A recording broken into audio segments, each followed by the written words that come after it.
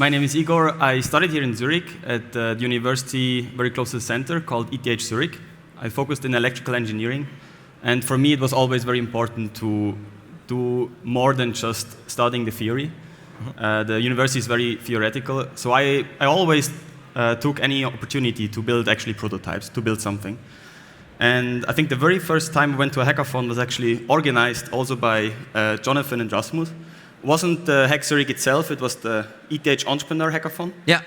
In the next building, the P51 from Swisscom. And it was just an amazing experience. And since then, I probably attended almost every year.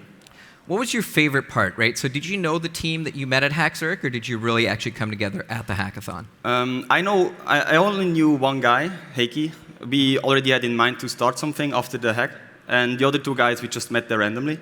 And I think this is also a very good opportunity to meet people you would have never met otherwise. And I think this is something also many teams do wrong during hackathons. They just go there as a group of 4 people, 4 friends. They already know what they're going to do. But I think it's a big opportunity also to network, to meet someone you would have never met otherwise. Mm-hmm. Because you guys had a great amount of success, both at the hack, and then you kind of continued it out up until this day, right? Yes. So maybe describe a little bit about that process for you. Okay, so it all started with the hack, and we won it. We were super happy to do that. We won the main prize and also the prize of the SRF competition. So just to give you some information about what we actually did is we made a tool to detect whether videos are fake or not. So we really try to fight fake news. And with the prototype, we won. We then got an office in the Techno Park for 2 weeks. We continued developing on the prototype. Then there was the deadline for an application for an accelerator program in the US. It's called Y Combinator. We just applied there. We somehow passed the first stage. And out of 15,000 startups, they invite usually 300 on site. And we also have been invited. So they paid us the flight. They invited us to the valley.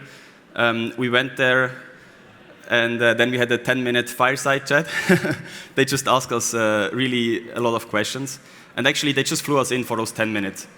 They didn't take us in the end, but it was a really amazing experience. Mm-hmm. And all of that started during the hack itself. And it happened pretty quickly from what I understand, right? It was like bam, bam, bam. And exactly. Kind of it was almost too fast, but it was really cool because it gives you a bit like the Silicon Valley vibe, like how things should actually run.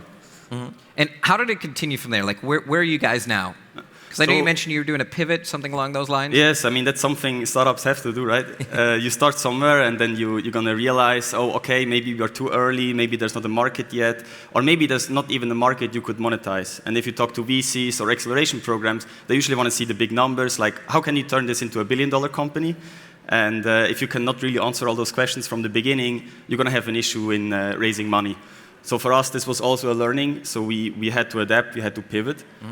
And along our journey, we always stayed in the area of, let's say, computer vision and artificial intelligence. So this was like our main background also from ETH.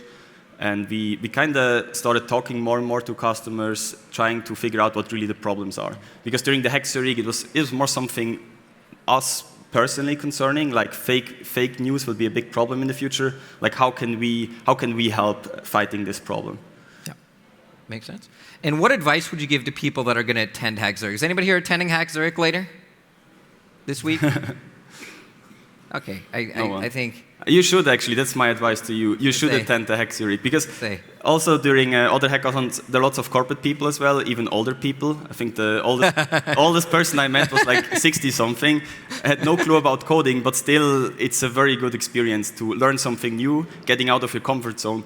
Because you will just see, as Alan mentioned it before, like how the younger generation is thinking, how they treat problems, and what concerns them.